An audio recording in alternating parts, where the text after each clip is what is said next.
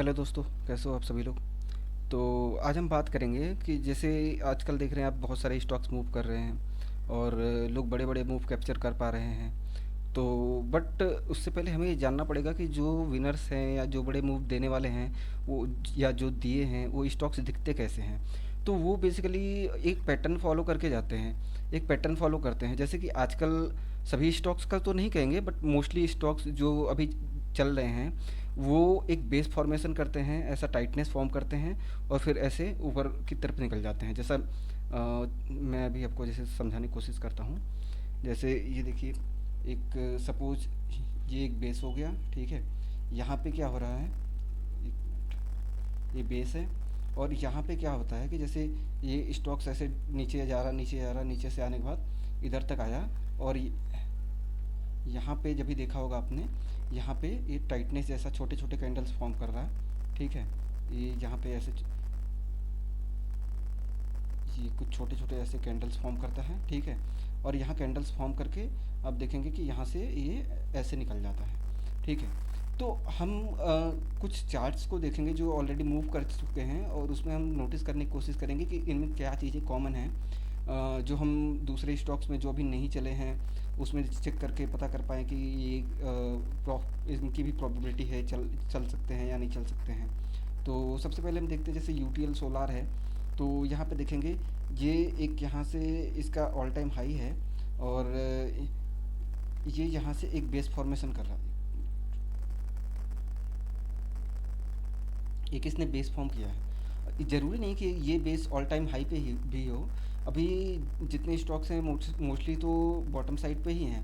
तो ये base formation bottom पे भी हो सकता है। तो यहाँ पे जैसे आप नोटिस करेंगे तो यहाँ देखेंगे एक पहले यहाँ पे रिजेक्शन कैंडल है और सेम यहाँ देखेंगे एक इन्वर्टेड हैमर, ये रिजेक्शन कैंडल की ये दो तीन डोजी टाइप की कैंडल्स बनी हैं।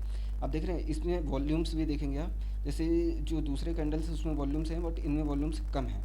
तो जैसे ही ये स्टॉक ये टाइटनेस के बाद ये डोजी कैंडल्स के ऊपर निकलता है, ये एकदम अचानक से ब्लास्ट मूव कर जाता है। आप देखेंगे यहाँ पे जैसे अभी यूटीएल सोलार में देखिए, तो जैसे ही इस इन्वर्टेड हैमर के ऊपर निकला है और 14-15% का मूव इसने दिया है।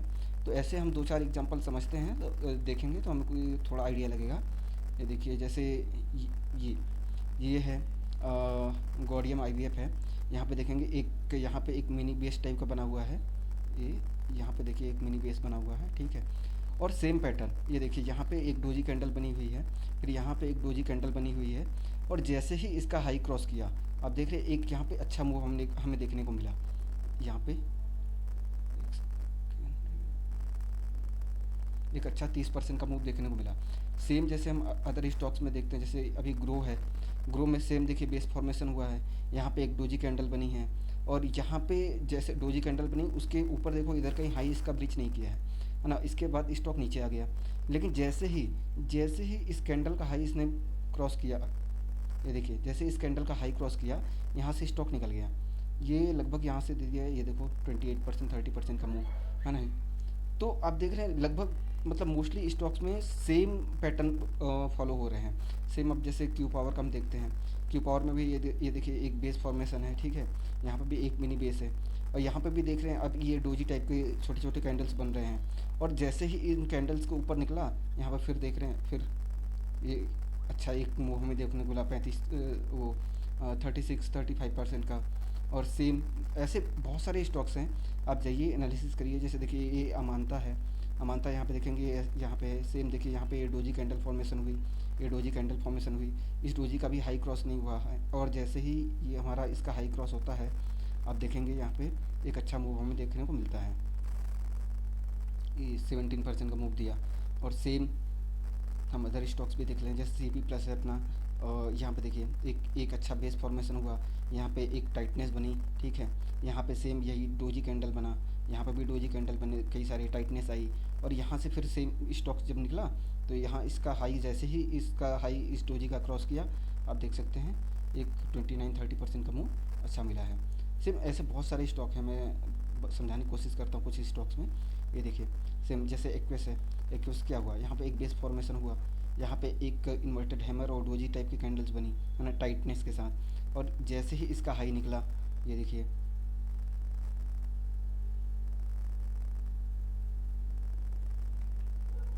देख सकते हैं 30% का मूव। तो आप पैटर्न को नोटिस करिए, और ये जाके आप अलग अलग स्टॉक्स में देख सकते हैं कि कौन से स्टॉक्स में ऐसे ही फॉर्मेशन हो रहा है। वहाँ पे आप अपने रिस्क रिवार्ड के साथ एक एंट्री बना सकते हैं। मैं नहीं कहता कि 100% चलेंगे, 100% तो कुछ नहीं होता मार्केट में। हाँ, बट एक प्रोबेबिलिटी के साथ, अपने प्रॉपर रिस्क मैनेजमेंट के साथ आप एक ट्राई कर सकते हैं।